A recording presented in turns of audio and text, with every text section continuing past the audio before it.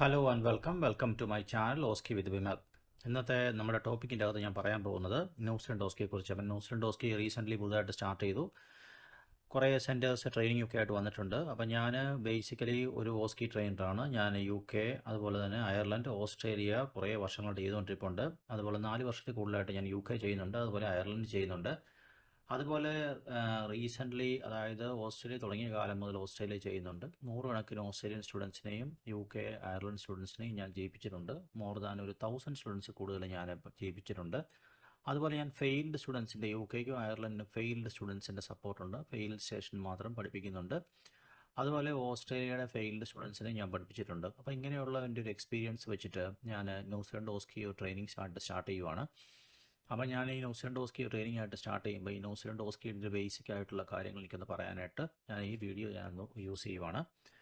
അപ്പം നിങ്ങൾ New Zealand ഓസ്കിക്ക് try ചെയ്യുന്ന ആൾക്കാർ ഈ ഓസ്കി ഒരു ഭീകര സംഭവമാണെന്ന് വിചാരിക്കുന്നു. യഥാർത്ഥ ഓസ്കി ഒരു ഭീകര സംഭവമല്ല. വളരെ സിമ്പിളായിട്ടുള്ള ഒരു ടാസ്ക്കാണ് നിങ്ങൾക്ക് ഓസ്കിക്കകത്ത് തരുന്നത്. വളരെ ബേസിക് ആയിട്ടുള്ള ടാസ്ക്. അപ്പോൾ ഓസ്കി എന്ന് പറഞ്ഞിട്ടുണ്ടെങ്കിൽ നിങ്ങളുടെ ഫൈനൽ ഇയർ സ്റ്റുഡൻസിൻ്റെ, അതായത് ഈ നിങ്ങൾ അവിടുത്തെ BSN സ്റ്റുഡൻസ് അവർ ഫൈനൽ ഇയർ അവർ പാസ് ഔട്ട് ചെയ്യുന്ന സമയത്ത് ഉള്ള ഒരു എക്സ്പീരിയൻസ് വെച്ചിട്ടുള്ള സ്റ്റേഷൻസാണ് നിങ്ങൾക്ക് തരുന്നത്. അല്ലാതെ വലിയ കൂടിയ ഹൈടെക് സ്റ്റേഷൻസ് ഒന്നുമില്ല. വളരെ സിമ്പിളായിട്ടുള്ള സ്റ്റേഷൻസ്, വൈറ്റൽ സൈൻസ് എടുക്കുക, ബ്ലഡ് ഷുഗർ എടുക്കുക, അങ്ങനെയുള്ള സ്റ്റേഷൻസൊക്കെയാണ് തരുന്നത്. ഈ ന്യൂസിലൻഡ് അത് തന്നെ ഫോളോ ചെയ്തിരിക്കുന്നത്.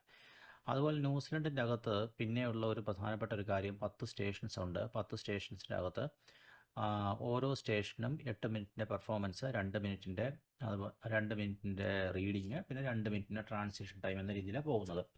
അപ്പോൾ ഈ സ്റ്റേഷൻസ് ഇങ്ങനെ കൊണ്ടുപോകുമ്പോൾ ഒരു ചെറിയൊരു പ്രശ്നമുണ്ട്. അതായത് ഇത് ഓസ്ട്രേലിയൻ വേയിലാണ് ഇവരിപ്പോൾ കൊണ്ടുപോകുന്നത്. അപ്പോൾ എൻ്റെ ഒരു എക്സ്പീരിയൻസ് വെച്ച് ഞാൻ പറയുവാണെങ്കിൽ, നിങ്ങളിപ്പോൾ ഇഷ്ടം പോലെ, അതായത് മഴയത്ത് മുളച്ച് തകര വരുന്ന പോലെ ഇഷ്ടം പോലെ ട്രെയിനിങ് സെൻറ്ററുകളൊക്കെ ഇഷ്ടം പോലെ പൊങ്ങി വരുന്നുണ്ട്. പക്ഷെ ഞാൻ നിങ്ങളോട് പറയുന്നു, UK ട്രെയിനേഴ്സിനോ അതുപോലെ UK എക്സ്പീരിയൻസ് ഉള്ള ആൾക്കാർക്കോ, UK ട്രെയിനിങ് ചെയ്ത് എക്സ്പീരിയൻസ് ഉള്ള ആൾക്കാർക്ക് ഈ ന്യൂസിലൻഡ് ഓസ്കി ചെയ്താൽ വിജയിക്കത്തില്ല.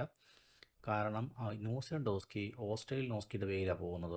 അപ്പോൾ ഞാൻ ഈ സ്റ്റുഡൻസിൻ്റെ ഫീഡ്ബാക്ക് എടുത്തപ്പോൾ എനിക്ക് മനസ്സിലായത് ന്യൂസിലൻഡ് ഓസ്കി പോകുന്നത് ഓസ്ട്രേലിയൻ ഓസ്കിയുടെ വേയിലാണ് പോകുന്നത്. അപ്പോൾ ഈ ഓസ്ട്രേലിയൻ ഓസ്കി ചെയ്ത് പരിചയമുള്ള ഒരു ട്രെയിനറുടെ അടുത്തോ ഒരു ട്രെയിനിങ് സെൻറ്ററിലോ നിങ്ങൾ പോവുക.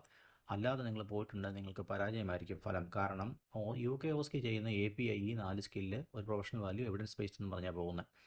അപ്പോൾ അതിൻ്റെ അകത്ത് സൈലൻസ് സ്റ്റേഷൻസ് ഉണ്ട്, ചുമ്മാ എഴുതാനായിട്ടുള്ള സ്റ്റേഷൻസൊക്കെ ഉണ്ട്. അപ്പം അങ്ങനെ നോക്കുമ്പോഴത്തേക്കും നമുക്ക് ഈ ഓസ്ട്രേലിയൻ ഓസ്കി മൊത്തം സ്കില്ലിട്ടാണ് ചെയ്യുന്നത്. അപ്പോൾ ആ സ്കില്ലിട്ട് ചെയ്യുമ്പോഴത്തേക്കും അതിൻ്റെ അകത്ത് വേറൊരു അപ്രോച്ചാണ്. അതിനോട് സിമിലർ ആയിട്ടുള്ള അപ്രോച്ചാണ് നമുക്ക് ന്യൂസിലൻഡ് ഓസ്കി ചെയ്യുന്നത്. പക്ഷേ ഈ ഓസ്ട്രേലിയൻ ഓസ്കിക്കാർക്ക് ചില പ്ലസ് ഉണ്ട്. കാരണം അവർക്ക് 50% മതി പാസ്സാകാനായിട്ട്. അതുപോലെ തന്നെ അവർക്ക് 10 സ്റ്റേഷനകത്ത് 7 സ്റ്റേഷൻ ജയിച്ചാൽ മതി. 50% മതി പാസ്സാകാൻ, 7 സ്റ്റേഷൻ ജയിച്ചാൽ മതി. അതുപോലെ തന്നെ അവിടെ എക്സാമിനേഴ്സ് നിങ്ങളോട് സംസാരിക്കുന്നില്ല. അപ്പോൾ അത് കാരണം എക്സാമിനേഴ്സ് സംസാരിക്കാത്ത കാരണം എക്സാമിനേഴ്സ് നിങ്ങളോട് ക്വസ്റ്റ്യൻ ചോദിക്കത്തില്ല. അങ്ങനെ കുറേ അഡ്വാൻറ്റേജസ് ഓസ്ട്രേലിയക്കുണ്ട്. പക്ഷേ ന്യൂസിലൻഡുകാർക്ക് 10 ജയിക്കണം. എക്സാമിനേഴ്സിൻ്റെ പെർഫോമൻസ് നമുക്കിപ്പം ഇവോൾവ് ചെയ്ത് വരുന്നതേ ഉള്ളൂ. അതുപോലെ തന്നെ അവരുടെ പാസ് പെർസെൻറ്റേജ് എത്രയാണ് ഇപ്പോൾ ഇവോൾവ് ചെയ്ത് വരുന്നതേ ഉള്ളൂ. അപ്പോൾ നമുക്കത് കറക്റ്റായിട്ട് പറയാൻ പറ്റത്തില്ല. അപ്പോൾ ഈ ഒരു സാഹചര്യത്തിൽ നിങ്ങൾ ന്യൂസിലൻഡ് ഓസ്കി ഓസ്കി ചെയ്യാനായിട്ട് പോകുന്ന ആൾക്കാർ, നിങ്ങൾ ഓസ്ട്രേലിയൻ ഓസ്കി ട്രെയിനേഴ്സിൻ്റെ അടുത്ത് അപ്രോച്ച് ചെയ്യുക.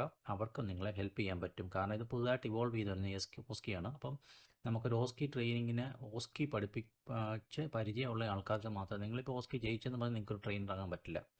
കാരണം നിങ്ങൾക്കൊരു ഇൻബിൽറ്റ് ആയിട്ടുള്ള അല്ലെങ്കിൽ ടാലൻറ്റ് ഉണ്ടായിരിക്കണം, എന്നാൽ മാത്രമേ നിങ്ങൾക്ക് ട്രെയിനറാകാൻ പറ്റുള്ളൂ. കാരണം ഇവിടുത്തെ ഒരു സംഭവം എന്ന് പറഞ്ഞിട്ടുണ്ടെങ്കിൽ ചുമ്മാ പ്രൊസീജിയർ ചെയ്യുകയല്ല, നിങ്ങൾ പേഷ്യൻ്റായിട്ട് ഇൻട്രാക്ട് ചെയ്യുന്നുണ്ട്, ഫാമിലിയായിട്ട് ഇൻട്രാക്ട് ചെയ്യുന്നുണ്ട്, അതർ പ്രൊഫഷൻസുമായിട്ട് ഇൻട്രാക്ട് ചെയ്യുന്നുണ്ട്, പ്രൊസീജിയർ ചെയ്യുന്നുണ്ട്, ഡോക്യുമെൻറ്റേഷൻ ചെയ്യുന്നുണ്ട്, അൺയൂഷ്വൽ സെനാരിയോസ് നിങ്ങളുടെ മുമ്പിൽ വരുന്നുണ്ട്. അതുപോലെ അപ്രതീക്ഷിതമായിട്ട് പേഷ്യൻ്റ് വളരെ വ്യത്യസ്തമായിട്ട് ബിഹേവ് ചെയ്യുന്നുണ്ട്. അവിടെ നാച്ചുറലി നിങ്ങൾ ബിഹേവ് ചെയ്യണം. അപ്പോൾ നിങ്ങൾക്ക് അവർ ആക്ടേഴ്സ് പേഷ്യൻ്റായിട്ട് അഭിനയിക്കുന്നു, നിങ്ങൾ നേഴ്സായിട്ട് അഭിനയിക്കണം. അതുപോലെ തന്നെ അതിൻ്റെ അകത്ത് നിങ്ങൾ എസ്കലേഷനും പരിപാടിയെല്ലാം പറയണം, ഡയലോഗ് പറയണം, സ്പോണ്ടേനിയസ് ആയിട്ട് സംസാരിക്കണം, കുറേ കാര്യങ്ങൾ. അത് നിങ്ങളെ ശരിക്കും ചലഞ്ച് ചെയ്യുന്ന, അതായത് നിങ്ങളുടെ എക്സ്ട്രീം ലിമിറ്റ് നിങ്ങൾ ചെക്ക് ചെയ്യുന്ന ഒരു പ്രാക്ടീസാണ് ഓസ്കി സ്റ്റേഷൻ എന്ന് വെച്ചാൽ. അപ്പോൾ ഒരു പ്രാക്ടീസ് ഉണ്ടെങ്കിലും എപ്പോഴും നല്ലതായിരിക്കും. നിങ്ങൾക്ക് അവിടെ ഗൈഡ് ചെയ്യാനായിട്ട്, നിങ്ങൾക്ക് അവിടെ ഹെൽപ്പ് ചെയ്യാനായിട്ട് നിങ്ങൾക്ക് ഹെൽപ്പ് ചെയ്യും. അപ്പോൾ അതിൻ്റെ അകത്ത് ഞാനൊരു സീരീസ് ഓഫ് സ്റ്റേഷൻസ് ആയിട്ട് ഞാൻ ഓസ്കി വീഡിയോസ് ഞാൻ ഇടുന്നുണ്ട്. അപ്പോൾ നിങ്ങൾക്ക് എൻ്റെ ചാനൽ ഇഷ്ടമാണെങ്കിൽ നിങ്ങൾ ലൈക്ക് ചെയ്യുക, ഷെയർ ചെയ്യുക. അതുപോലെ തന്നെ നിങ്ങൾ ചാനൽ നിങ്ങളുടെ ഫ്രണ്ട്സിന് ഷെയർ ചെയ്ത് കൊടുക്കുക. അപ്പോൾ നിങ്ങൾക്ക് ഞാനിടുന്ന വീഡിയോസ് നിങ്ങൾക്ക് ഉപകാരപ്രദമായിരിക്കും. അപ്പോൾ ഞാൻ പറഞ്ഞു ഞാൻ ബേസിക്കലി 3 ഓസ്കി ചെയ്തിട്ട് എക്സ്പീരിയൻസ് ഉള്ള ആളാണ്. ഞാനൊരു UK ഐറിഷ് ഫെസിലിറ്റിയിൽ ഒരു 18 ഇയേഴ്സിൻ്റെ എക്സ്പീരിയൻസ് ഉള്ള ഒരു സീനിയർ നഴ്സ് മാനേജറുമാണ്. അപ്പോൾ ഇതിൻ്റെ എക്സ്പീരിയൻസിലാണ് ഞാൻ UK ഓസ്കി സ്റ്റാർട്ട് ചെയ്തത്, അയർലൻഡ് ഓസ്കി സ്റ്റാർട്ട് ചെയ്തത്. അത് കഴിഞ്ഞിട്ട് ഓസ്ട്രേലിയൻ ഓസ്കി തുടക്കം മുതൽ ഞാൻ പഠിപ്പിക്കുന്നുണ്ട്. അതുപോലെ തന്നെ എൻ്റെ സ്റ്റുഡൻസ് 100% പാസ്സാകുന്നുണ്ട്. നിങ്ങൾക്ക് എൻ്റെ വെബ്സൈറ്റിൽ പോയിട്ട് ഗൂഗിൾ റിവ്യൂവിൽ ഒന്ന് സെർച്ച് ചെയ്ത് നോക്കാം. അതുപോലെ ഞങ്ങളുടെ ഇൻസ്റ്റിറ്റ്യൂട്ടിൻ്റെ വെബ്സൈറ്റിൽ പോയി നോക്കി അവിടെ ഗൂഗിൾ റിവ്യൂ നോക്കാം. നിങ്ങൾക്കൊന്ന് ചെക്ക് ചെയ്ത് നോക്കാം. നിങ്ങൾക്ക് ഓസ്കി സപ്പോർട്ട് ആവശ്യമുണ്ടെങ്കിൽ UKയോ ഓസ്ട്രേലിയയോ അയർലൻഡോ ന്യൂസിലൻഡോ ആവശ്യമുണ്ടെങ്കിൽ എന്നെ കോൺടാക്ട് ചെയ്യുക. നിങ്ങൾക്ക് ഞാൻ അതിൻ്റെ സപ്പോർട്ട് തരുന്നതായിരിക്കും. ഓക്കെ, അതുപോലെ തന്നെ ഞാൻ എല്ലാ സ്റ്റുഡൻസിനും വാട്സപ്പ് സപ്പോർട്ട് എക്സാം കഴിയുന്നവർ തരുന്നുണ്ട്. അല്ലാതെ നിങ്ങൾ കോഴ്സ് കഴിഞ്ഞ് നിങ്ങളെ കൈ ഒഴിഞ്ഞ് വിടുകയല്ല. I am here behind you until you get pass. അതാണ് എൻ്റെ ഒരു അപ്രോച്ച്. അപ്പോൾ ഇന്ന് ഞാൻ പറയാൻ പോകുന്നത് നമുക്ക് മാവോറി കൾച്ചറിനെ കുറിച്ച്. അതായത് ഈ നമ്മളുടെ ന്യൂസിലൻഡ് സ്റ്റേഷൻ്റെ അകത്ത് വേറെ എല്ലാ സ്റ്റേഷനിലും നമുക്ക് മാവോറീസ് പോലത്തെ നമ്മൾ ട്രൈബൽസ് ഒക്കെ ഉണ്ട്. ഇപ്പോൾ UK യിലെ ട്രാവലേഴ്സ് ഉണ്ട്. അതുപോലെ തന്നെ അയർലൻഡിലാണെങ്കിൽ അയർലൻഡിൻ്റെ നമ്മളുടെ റോമ ട്രാവലേഴ്സ്, അവിടുത്തെ ജിപ്സികളുണ്ട്. അതുപോലെ തന്നെ ഓസ്ട്രേലിയയിലാണെങ്കിൽ നമുക്കുള്ളത് നമ്മളുടെ അബോർജിനസ് ഉണ്ട്. അതുപോലെ ടോറസ് സ്ട്രൈറ്റ് ഐലൻഡേഴ്സ് ഉണ്ട്. അതുപോലെ തന്നെ ന്യൂസിലൻഡിലുള്ളതാണ് നമ്മളുടെ മാവോറീസ്.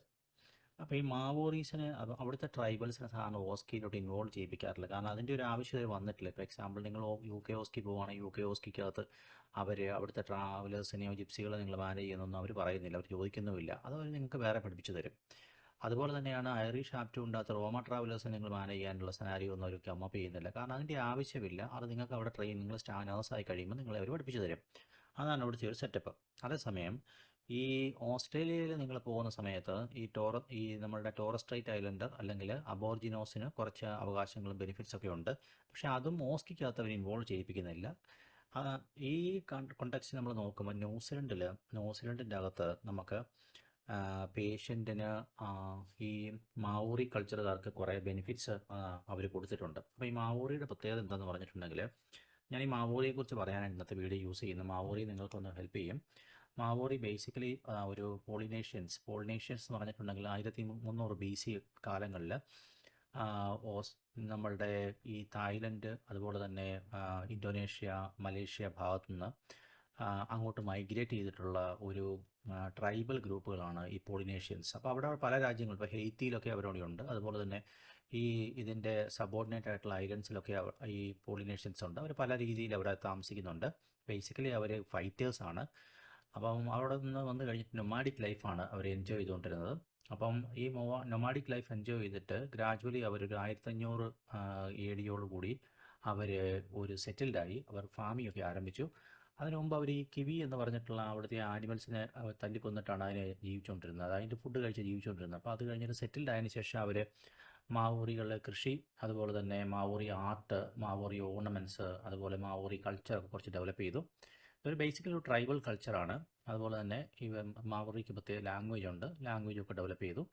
ഇന്നിപ്പോൾ ന്യൂസിലൻഡിൽ ഏകദേശം 16.5% പോപ്പുലേഷൻ മാവോറീസ് ആണ്. പക്ഷേ ഈ മാവോറീസ് പോലത്തെ ട്രൈബൽസ് എല്ലായിടത്തും ഉണ്ടെങ്കിലും ഇവിടുത്തെ മാവോറീസിന് പ്രത്യേകതയുണ്ട്. ആ ടോപ്പിക്കിലോട്ടാണ് ഞാൻ തിരിച്ചു വരുന്നത്. അപ്പോൾ ഈ മാവോറീസ് ഇവിടെ ഇങ്ങനെ താമസിച്ചുകൊണ്ടിരുന്ന് അവർക്ക് പ്രത്യേകമായ കൾച്ചർ, അവർക്ക് ലാംഗ്വേജ്, അവർക്ക് ഒരു ഫാമിലി സിസ്റ്റം ഒക്കെ ഉണ്ട്. മാവോറിയുടെ പ്രത്യേകത എന്ന് പറഞ്ഞാൽ നമ്മുടെ നാട്ടിലെ പോലെ തന്നെയാണ്. വെള്ളക്കാർക്ക് ഇതൊക്കെ ഒരു പുതുമയായിരിക്കും. പക്ഷെ നമുക്കിതൊരു പുതുമയാകാൻ സാധ്യതയില്ല. കാരണം അവർക്ക് മാവോറിക്ക് ട്രൈബൽ ലീഡേഴ്സിനൊക്കെ വലിയ സേ ഉണ്ട്. അതുപോലെ തന്നെ ഫാമിലിയിലാണെങ്കിൽ മെയിൽസ് ഡോമിനേറ്റ് ചെയ്യുന്ന ഫാമിലികളാണ്. ഈ മെയിൽസിന് ഒത്തിരി സേ ഉണ്ട്. സീനിയർ എൽഡേഴ്സിന് ഒത്തിരി സേ ഉണ്ട്. അതുപോലെ പേഷ്യൻസ് ആണെങ്കിൽ അവർക്ക് അവരുടെ ഫാമിലിയാണ് കൂടുതലായിട്ട് അവർ ഇൻ്റഗ്രേറ്റ് ചെയ്യുന്നത്. അപ്പോൾ ഫാമിലി ഡിസിഷനൊക്കെ ഭയങ്കര ഇമ്പോർട്ടൻ്റ് ആണ്. ഇൻഡിവിജ്വൽ ഡിസിഷനൊന്നും വലിയ പ്രസക്തിയില്ല. അപ്പോൾ വെള്ളക്കാർക്ക് അതൊക്കെ അത്ഭുതമാണ്. കാരണം വെള്ളക്കാർക്ക് അങ്ങനെ ഫാമിലീസ് ഒന്നും ഇല്ലാത്തൊരു സെറ്റപ്പ് ആയതുകൊണ്ട് അവർക്കത് അത്ഭുതമാണ്. പക്ഷേ നമ്മുടെ ഇവിടുന്ന് പോകുന്ന ആൾക്കാർക്ക് നിങ്ങൾക്കത് വലിയ ബുദ്ധിമുട്ടാണെന്ന് എനിക്ക് തോന്നുന്നില്ല. നിങ്ങൾ മാവോറിയെക്കുറിച്ച് ജസ്റ്റ് ഒന്ന് മനസ്സിലാക്കുകയാണെങ്കിൽ നിങ്ങൾക്ക് മാവോറി മാനേജ് ചെയ്യാൻ പറ്റും. അപ്പോൾ ഇവിടെ മാവോറി മാനേജ് ചെയ്യുന്ന ഒരു സ്റ്റേഷൻ ഇവിടെ കൊടുത്തിട്ടുണ്ട്. അതിലേക്ക് പോകുന്നതിന് മുമ്പ് നമുക്ക് മാവോറി ഒന്ന് പറയാം. അപ്പോൾ ഈ മാവോറി നമുക്ക് 1769, അപ്പോൾ അതിനു മുമ്പ് ഒരു ഡച്ച് എക്സ്പ്ലോറർ ഏകദേശം 100 വർഷം മുമ്പ് ഇവിടെ എത്തിയായിരുന്നു. അതായത് ആബെൽ ജോൺസൺ എന്ന് പറഞ്ഞിട്ടുള്ള ഒരു ഡച്ച് എക്സ്പ്ലോറർ എത്തിയായിരുന്നു. ഈ ഒരു വെള്ളക്കാരനായിട്ടുള്ള എക്സ്പ്ലോറർ അവനോട് വന്നിട്ട് അവിടെ വന്ന് മാവോറിയായിട്ട് ഒരു സെറ്റിൽമെൻ്റ് ഒക്കെ ഉണ്ടാക്കാൻ വേണ്ടി ശ്രമിച്ചെങ്കിലും നടന്നില്ല. മാവോറികൾ അയാൾ ഒരു ട്രൈറ്ററായിട്ട് കൺസിഡർ ചെയ്യും. മാവോറികൾ അയാളെ കൊല്ലുകയും ചെയ്ത്. അതിനുശേഷം ഒരു 126 വർഷത്തിന് ശേഷം 1769 ജെയിംസ് കുക്ക് അയാൾ യു കെ നിന്നാണ് അവിടെ വരുന്നത്. ഒരു ഒരു എക്സ്പ്ലോററാണ്. പുള്ളിയാണ് ഇവിടെ ആദ്യമായിട്ട് വരുന്നത്. പുള്ളി വന്ന ശേഷം പുള്ളി പൊട്ടറ്റോ അവിടെ ഇൻട്രൊഡ്യൂസ് ചെയ്തു. മാവോറികളുമായിട്ട് ചില എഗ്രിമെൻറ്റും സെറ്റിൽമെൻറ്റും പരിപാടിയൊക്കെ ഉണ്ടാക്കി മാവോറികളുടെ പൊട്ടറ്റോ അവിടെ ഇൻട്രൊഡ്യൂസ് ചെയ്തിട്ട് ഈ 1800 മുതൽ ഇവർക്കൊരു ബിസിനസ്സൊക്കെ സ്റ്റാർട്ട് ചെയ്തു.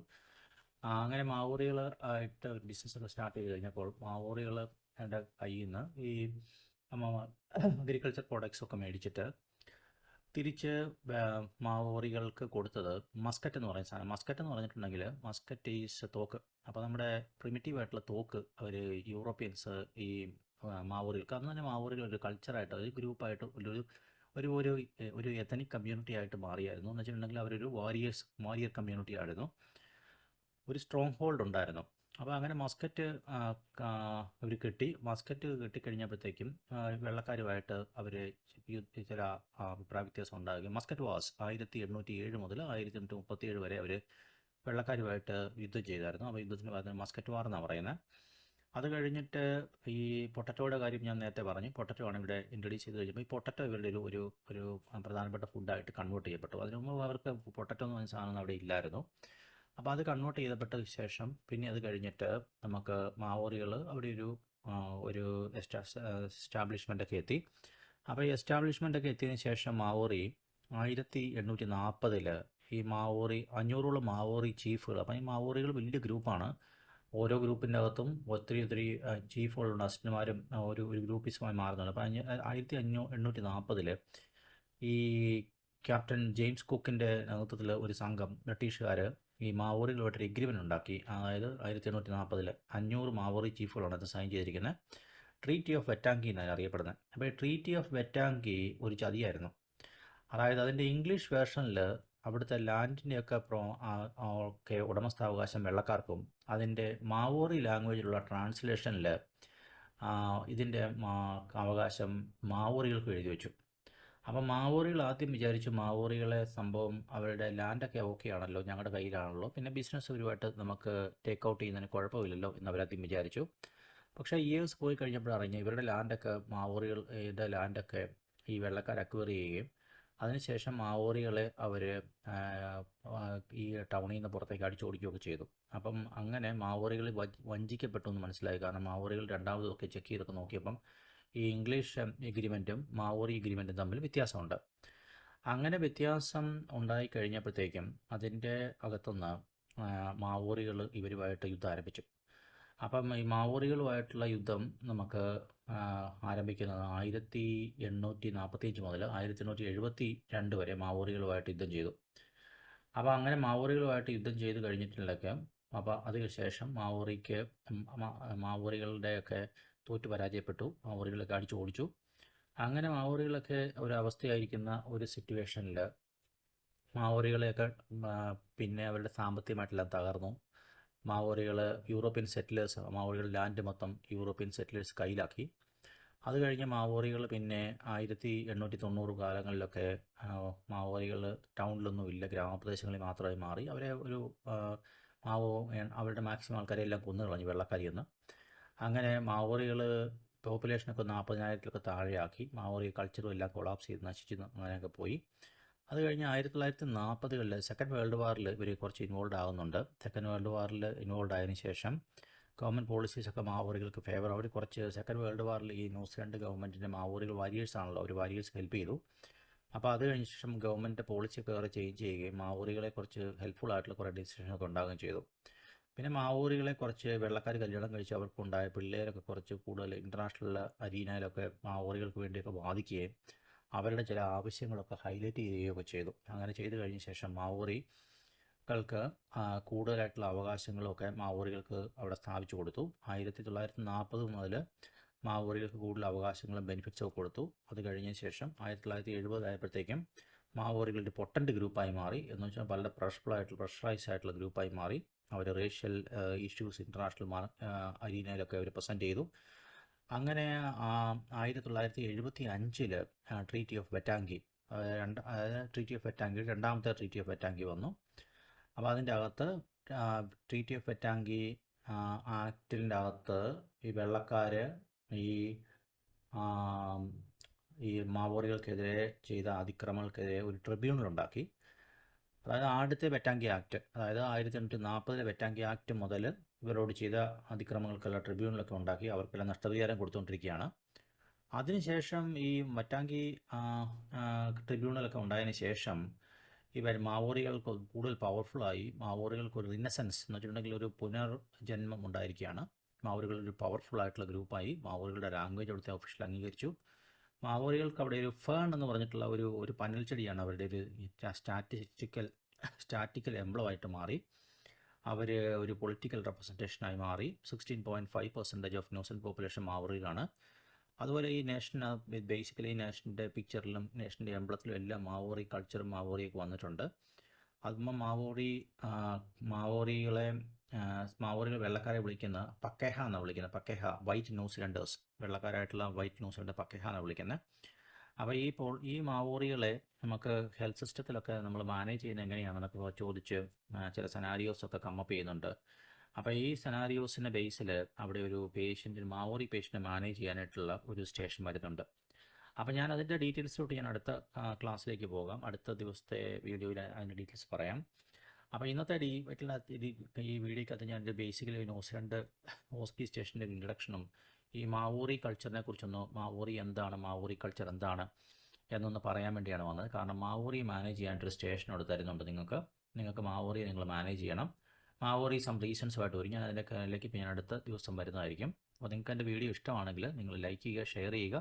നിങ്ങൾക്ക് ന്യൂസിലൻഡ് ഓസ്കി ട്രെയിനിങ് ആവശ്യമുണ്ടെങ്കിൽ നിങ്ങൾക്ക് 100% സക്സസ് ആയിട്ട് എന്നെ അപ്രോച്ച് ചെയ്യാം. കാരണം ഞാൻ 3 ഓസ്കിയും സക്സസ്ഫുള്ളായിട്ട് 4 വർഷമായിട്ട് ചെയ്യുന്നുണ്ട്. 1000-ലധികം കുട്ടികളെ ഞാൻ ട്രെയിൻ ചെയ്യിപ്പിച്ചിട്ടുണ്ട്. അതുപോലെ തന്നെ ഓസ്ട്രേലിയയിലാണ് പോകുന്നത്. ഓസ്ട്രേലിയൻ രീതിയിൽ ഓസ്ട്രേലിയൻ ഓസ്കി ട്രെയിൻ ചെയ്യുന്ന ഇന്ത്യയിൽ ട്രെയിനേഴ്സ് വളരെ കുറവാണ്. അപ്പം നിങ്ങൾക്ക് ട്രെയിനിങ് ആവശ്യമുണ്ടെങ്കിൽ എന്നെ കോൺടാക്ട് ചെയ്യുക. നിങ്ങൾക്ക് 100% സക്സസ്ഫുള്ളി ഞാൻ ട്രെയിൻ എടുത്ത് തരുന്നതായിരിക്കും.